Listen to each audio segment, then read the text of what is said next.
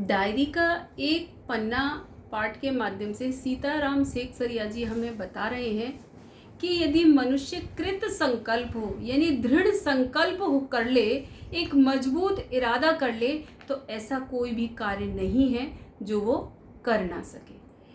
Diary के एक पन्ना में लेखक ने जिक्र किया है 26 जनवरी 1931 का।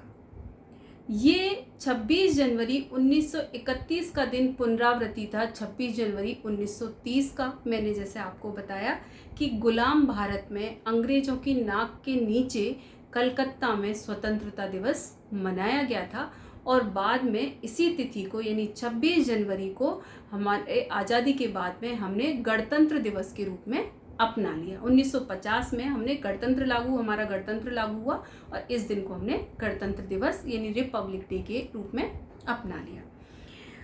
वो कह रहे हैं कि कलकत्ता वासियों ने 26 जनवरी 1931 के दिन को अमर बनाने के लिए कोई कसर नहीं छोड़ी। उन्होंने 2000 रुपये तो प्रचार में खर्च कर दिए। उस समय 2000 रुपये बहुत बड़ी एक रकम हुआ करती थी। लोगों ने खुले दिलों से प्रचार किया। पूरा कलकत्ता शहर भारतीय ध्वजों से फहरा रहा था। आप सोच कर देखिए कि गुलाम भारत था, अंग्रेज सरकार हमारे ऊपर शासन कर रही थी, ईस्ट इंडिया कंपनी का हमारे ऊपर राज था और उस समय कलकत्ता के बाज़ारों पर हर घर पर वो झंडियाँ, भारतीय ध्वज लहरा रहा था। पूरे बाजार का माहौल ऐसा था कि मानो हमको स्वतंत्रता मिल गई हो। उस समय यह लोगों ने निश्चय किया था कि ठीक 4:24 पर मॉन्यूमेंट यानी स्मारक के नीचे ध्वजारोहण किया जाएगा और स्वतंत्रता की प्रतिज्ञा पढ़ी जाएगी। ऐसा लोगों ने क्यों किया? उसका कारण ये था कि कलकत्ता के नाम पर एक कलंक लगा हुआ था। आज़ादी के इतिहास में कलकत्ता के नाम पर एक धब्बा था कि कलकत्ता वासी किसी भी आज़ादी के पार्ट में, आज़ादी में योगदान नहीं दे रहे हैं। तो इन लोगों ने सोचा कि अगर हम ऐसा करें तो निश्चित रूप से हमारे जो माथे पर कलंक लगा हुआ है कलकत्ता वासियों के माथे पर, वो धीरे धीरे मिट जाएगा। और वाकई में ऐसा बहुत कुछ हुआ। जब यह निश्चित किया गया कि 26 जनवरी 1931 को ठीक 4:24 पर मॉन्यूमेंट के नीचे स्वतंत्रता की प्रतिज्ञा पढ़ी जाएगी और ध्वजारोहण किया जाएगा, यह निश्चित कर लिया गया।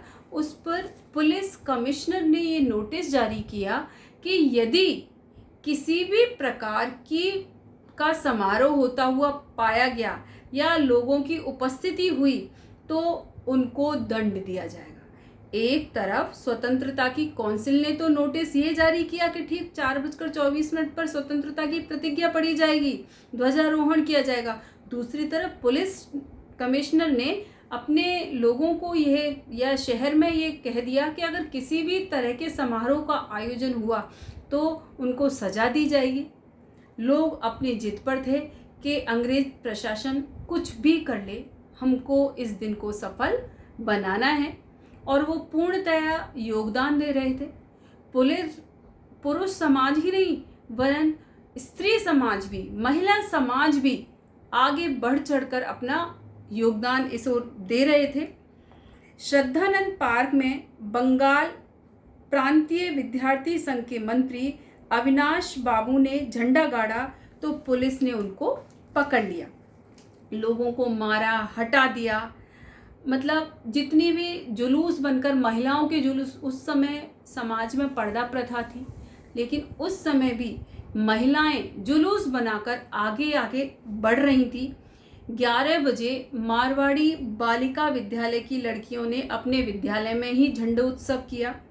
जानकी देवी, मदालसा आदि भी गईं। लड़कियों को उत्सव का महत्व समझाया गया। सुभाष बाबू के जुलूस का भार पूर्णोदास पर था, वह प्रबंध कर चुका था। स्त्री समाज अपनी तैयारी में लगा हुआ था। जगह जगह स्त्रियां जुलूस बनाकर उस स्थान पर पहुंचने का प्रयास कर रही थी। जब से कानून भंग होने का कार्य हुआ था, इतनी बड़ी सभा कभी भी नहीं हुई थी, क्योंकि मैं आपको बता चुकी हूँ, क्योंकि पुलिस कमिश्नर ने ऐसा नोटिस जारी कर दिया था कि किसी भी प्रकार की सभा का आयोजन नहीं किया जा सकता। लेकिन उसके विरोध में लोग बाग अपनी पूरी तैयारी में थे कि चाहे कुछ भी हो जाए हम ये सभा का आयोजन करके रहेंगे।